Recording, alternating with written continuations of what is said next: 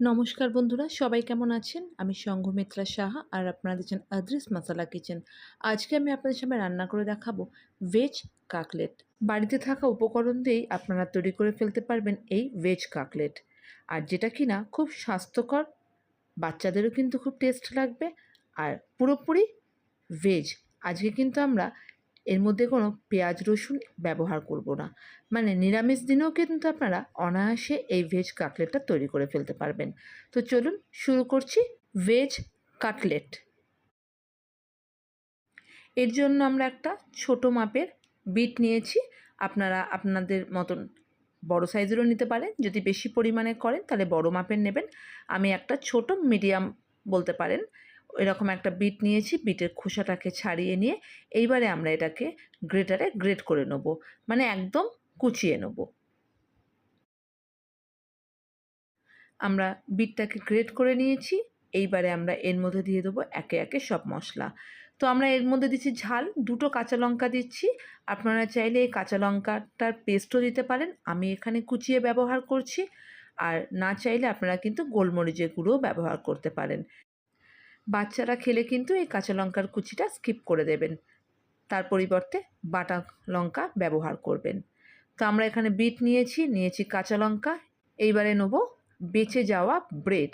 হ্যাঁ বন্ধুরা, আপনারা দেখতেই পাচ্ছেন আমি কিন্তু বাড়িতে বেঁচে যাওয়া ব্রেড, মানে ব্রেড এনে যে এক্সেস ব্রেড থেকে যায় 2-4 দিন 5 দিন, সেই ব্রেডটাকে কিন্তু আমরা ব্যবহার করছি। তো আমরা এখানে 2টো ব্রেড নিয়েছি। ব্রেডের স্লাইস নিয়ে এটাকে জলের মধ্যে ভিজিয়ে একদম সফট করে জলটাকে নিগড়ে নিয়ে তারপরে আমরা এটাকে ব্যবহার করছি।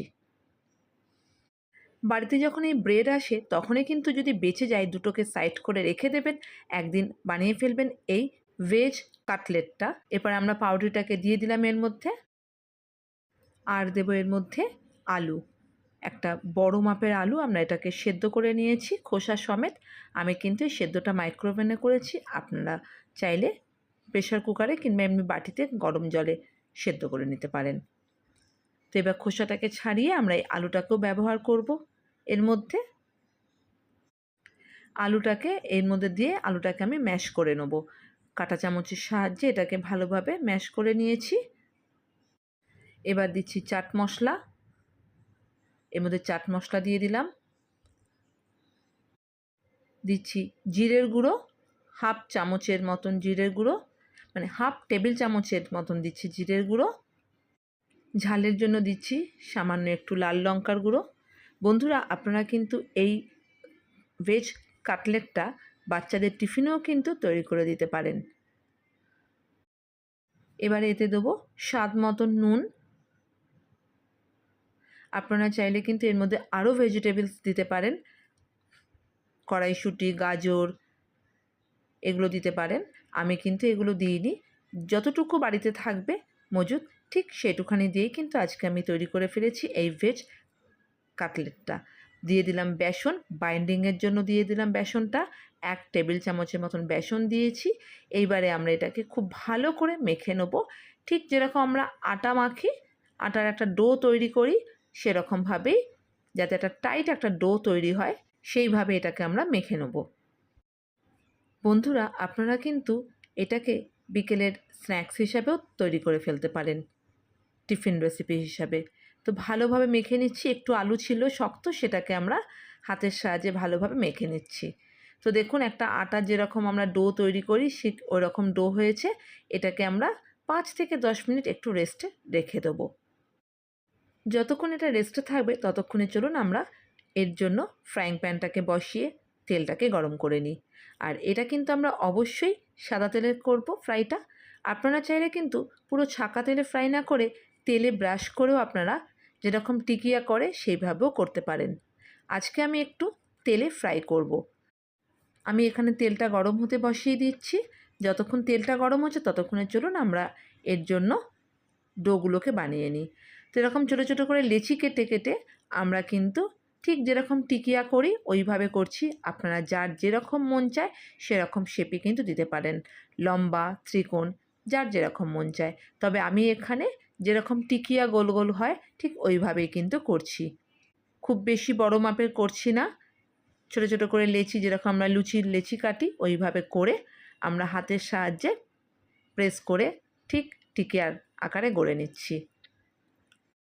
আজকের এই রেসিপিটা যদি আপনাদের ভালো লেগে থাকে অবশ্যই আমার চ্যানেলটি সাবস্ক্রাইব করবেন, শেয়ার করবেন আর পাশে থাকা বেল আইকনটা প্রেস করে দেবেন যাতে নতুন নতুন নোটিফিকেশানগুলো আপনারা পেয়ে যান খুব সহজেই। আর ভালো লাগলে কমেন্টস লিখতে কিন্তু একদমই ভুল করবেন না। তো এইভাবে কিন্তু আমরা এগুলোকে গড়ে নেব। আর ততক্ষণে তেলটা কিন্তু আমরা আছে বসিয়ে দিয়েছি গরম হওয়ার জন্য। তো ভেজ কাটলেটগুলো আমাদের কিন্তু তৈরি হয়ে গেছে। এইবারে আমরা এগুলোকে তেলে ফ্রাই করব। চলুন, তেলটা ভালোভাবে গরম হয়ে গেছে। তারপরে কিন্তু খুব বেশি গরম হলে সাথে সাথে দেবেন না, একটু ঠান্ডা করে তারপরে দেবেন, নইলে দিলেই সাথে সাথে একটা দিক পুড়ে যাবে, ভেতরটা কিন্তু হবে না।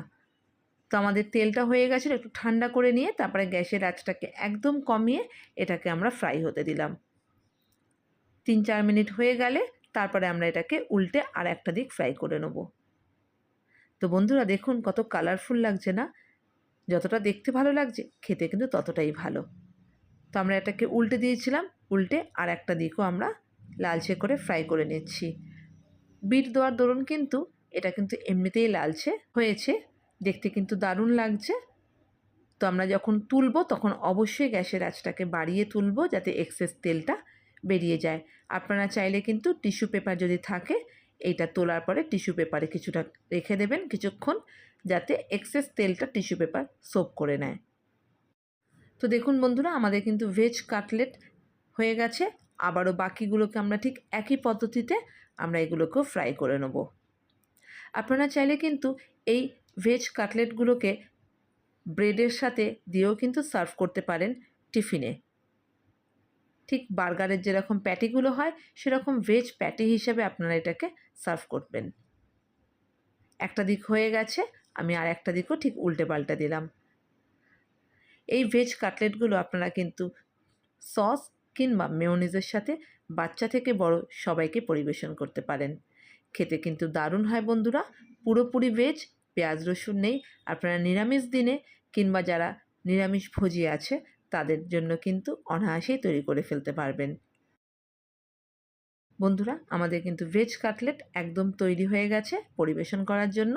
তো দেখুন বন্ধুরা দেখতে কতটা ভালো লাগছে, খেতেও কিন্তু ততটাই ভালো। অবশ্যই বাড়িতে ট্রাই করবেন, কার কীরকম লাগলো জানাতে একদম ভুল করবেন না। আমি আজকে এটা টমেটো সস দিয়ে সার্ভ করছি, আপনারা মেয়োনিজ দিয়েও সার্ভ করতে পারেন। ভালো লাগলে অবশ্যই আমার চ্যানেলটি সাবস্ক্রাইব করুন। সবাই ভালো থাকবেন, সুস্থ থাকবেন, আবারও দেখা হবে। নমস্কার।